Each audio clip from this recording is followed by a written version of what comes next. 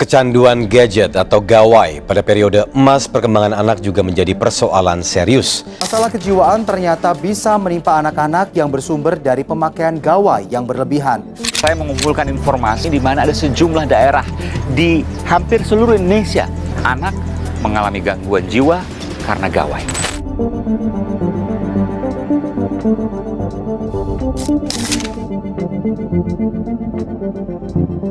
Saya kasih waktu itu gadget rusak, yang nggak nyala waktu itu mas. Dalam hitungan menit saya cabut, dia nggak terlepas dari gadget itu. Gadget itu saya ambil itu masih gini dengan fokus mata di tangan. Saya menemui Viko, bocah yang mengalami gejala kecanduan gadget hingga matanya rusak. Perubahan juga terjadi pada kognitif bocah 9 tahun ini yang semakin malas hingga sulit berkomunikasi. Seusia dengan Viko, sang ibu terpaksa membawa Farhan menjalani terapi anak kecanduan game.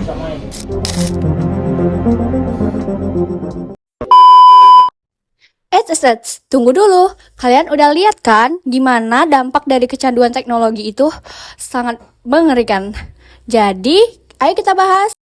Yuk, ikuti aku biar kalian tidak jadi seperti itu. Sebelumnya, perkenalkan nama aku Nuraini Ramadhani dengan NIM A1D524015, mahasiswi Prodi Administrasi Pendidikan Universitas Jambi. Di sini aku akan membahas tentang kecanduan digital dan implikasinya terhadap kesehatan mental. Yuk, simak bareng-bareng. Nah, hari ini aku mau ngobrol bareng kalian tentang topik yang mungkin cukup dekat sama kehidupan kita sehari-hari, yaitu kecanduan teknologi dan gimana itu bisa berpengaruh ke kesehatan mental kita. Nah, aku yakin sebagian besar dari kita nggak bisa lepas dari HP, laptop, atau gadget lainnya. Tapi pernah nggak sih kalian ngerasa kayaknya udah terlalu sering scroll medsos atau main game sampai lupa waktu? Nah, itu salah satu tanda awal kecanduan teknologi loh. Peningkatan penggunaan teknologi dalam kehidupan sehari-hari semakin tidak dapat dihindari. Teknologi, terutama perangkat digital seperti ponsel pintar, komputer, dan media sosial, telah menjadi bagian integral dari rutinitas harian banyak orang. Banyak aspek positif yang dapat diperoleh dari perkembangan teknologi ini, seperti kemudahan dalam berkomunikasi, akses informasi yang lebih cepat, dan kemampuan untuk terhubung dengan orang lain tanpa batasan jarak. Namun, seiring dengan perkembangan pesatnya, muncul pula dampak negatif yang tidak bisa diabaikan, terutama terkait dengan kecanduan teknologi. Nah, tujuan dari penelitian ini adalah untuk menganalisis dampak kecanduan teknologi terhadap kesehatan mental dan menjelaskan bagaimana dampak tersebut dapat memengaruhi kualitas hidup individu. Penelitian ini juga bertujuan untuk mengidentifikasi cara-cara untuk mengurangi risiko kecanduan teknologi dan menjaga kesehatan mental. Dengan memahami mekanisme yang dapat digunakan untuk mengatur keseimbangan antara pemanfaatan teknologi dan pemeliharaan kesehatan mental yang baik. Jadi, kecanduan teknologi itu adalah kondisi di mana seseorang sering menggunakan perangkat digital sampai akhirnya mengganggu aktivitas sehari-hari. Bisa jadi main game terus, nggak bisa jauh dari medsos, atau bahkan kerjaan dan belajar pun semuanya lewat layar.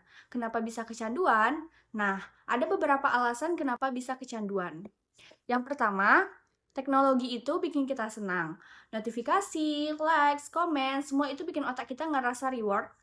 Yang kedua, kadang kita bisa pakai teknologi buat kabur dari rasa bosan, stres, atau kesepian. Yang ketiga, sekarang ini hampir semua kegiatan udah berbasis online, jadi makin susah buat lepas dari layar.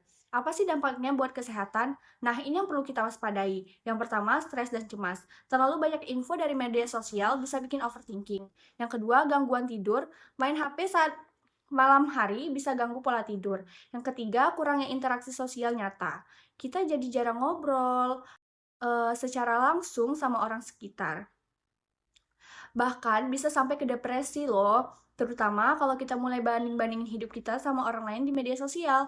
Gimana sih cara mengatasinya? Tapi tenang, bukan berarti kita harus hidup tanpa teknologi kok. Beberapa cara buat ngurangi dampak negatifnya. Yang pertama, coba atur waktu penggunaan gadget. Misalnya maksimal 2 jam buat hiburan, gunakan fitur screen time di HP, sempatkan waktu buat aktivitas offline kayak baca buku, olahraga, atau ngobrol bareng keluarga. Yang paling penting, sadar diri kapan kita butuh istirahat dari layar.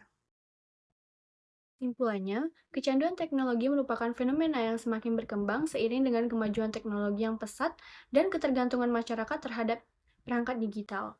Dampak yang ditimbulkan oleh kecanduan ini tidak hanya bersifat fisik tetapi juga psikologis. Salah satu dampak yang paling signifikan adalah gangguan kesehatan mental yang meliputi kecemasan, depresi, serta gangguan tidur. Penggunaan teknologi yang berlebihan, dengan demikian, penting bagi setiap individu untuk lebih bijak dalam menggunakan teknologi. Kesadaran akan dampak negatif dari kecanduan teknologi perlu ditingkatkan agar orang-orang dapat lebih mengontrol waktu yang mereka habiskan dengan perangkat digital. Solusi yang dapat diterapkan dalam mengatasi kecanduan teknologi antara lain adalah teknik digital detox. Dengan memberikan jeda waktu bagi individu untuk beristirahat dari perangkat digital dan kembali menghubungkan diri dengan kegiatan dan teknologi yang lebih produktif dan menyehatkan. Selain itu, bagi individu yang mengalami kecanduan parah, bantuan dari profesional seperti psikolog atau konselor juga diperlukan untuk mengatasi masalah ini secara lebih efektif. Jadi, teman-teman, teknologi itu ibarat dua sisi mata uang. Di satu sisi bisa membantu hidup kita jadi lebih mudah, tetapi di sisi lain bisa bikin kita ketergantungan kalau nggak dikontrol. Yuk, mulai dari sekarang kita lebih bijak pakai teknologi supaya tetap sehat, bukan cuma fisik, tetapi juga mental kita. Terima kasih udah dengerin, semoga obrolan ini bisa bermanfaat ya buat kita semua. Wassalamualaikum warahmatullahi wabarakatuh. Bye-bye.